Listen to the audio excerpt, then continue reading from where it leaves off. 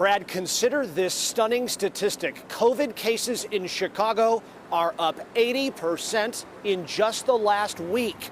With that as a backdrop, the new year will bring new rules requiring anybody 5 and over to prove that they're vaccinated just to get into most public buildings in Chicago.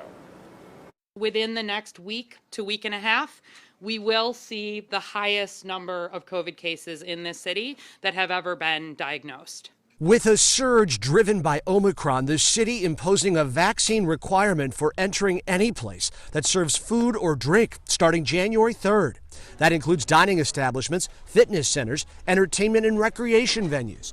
There are 8 big exceptions: houses of worship, grocery stores, K through 12 schools and daycares, residential and office buildings, and if you are inside for less than 10 minutes for takeout or restroom use, that's an exception. It doesn't apply to those who are performing artists or professional athletes. There is still a religious exemption, and those 18 and under in organized school programs are exempted too. I think we're not going to have any difficulty enforcing it. Obviously, frankly, a lot of our restaurants and other venues are asking us to do this.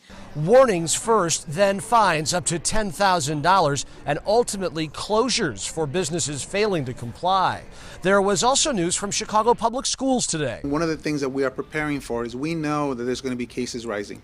So you are going to see us transitioning more classrooms to remote when we see those situations. Particularly, school CEO Martinez says in neighborhoods where vaccination rates are low. So what changed in the last week?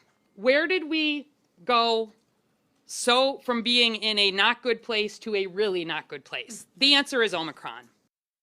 Those 16 and older, when they enter those buildings, will also need to produce an identification card to prove that the vaccination card that they're showing folks actually matches their name. There's also a test out option. Those who work at facilities that are affected here that will require vaccination cards, Brad, they can test out with regular testing to remain working even if not vaccinated. Okay, Chris, the mayor saying she is as concerned as she was last winter, as concerned now as last winter, at really the depths of the pandemic, where we're shut down, and there was the activation of the McCormick place for overflow patients, potentially. Are those things on the table, discussion points now?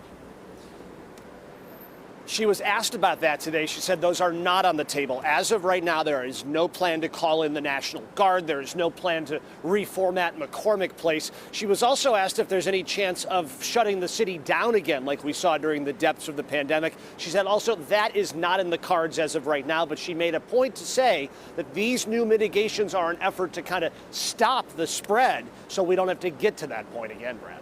Okay, CBS 2's Chris Tye. Chris, our thanks.